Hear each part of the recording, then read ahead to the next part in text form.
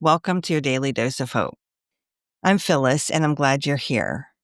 I've shared before about my art practice, which really isn't, I don't know, I really don't consider it a practice. It's nothing quite that formal.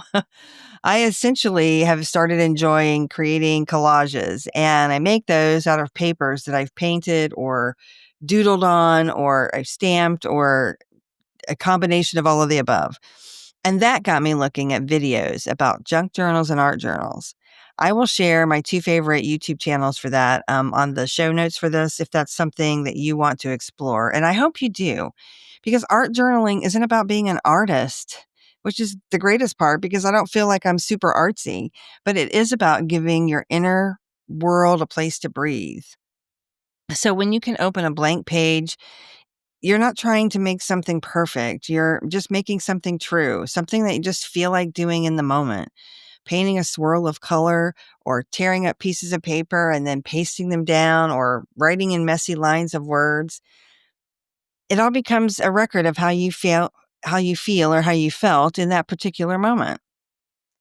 It's also part meditation and creative experiment. When I am doing my little collaging and cutting up paper and all of that, I'm not thinking about other things. I'm not worried about the future. I'm not stressing over, something that I need to take care of.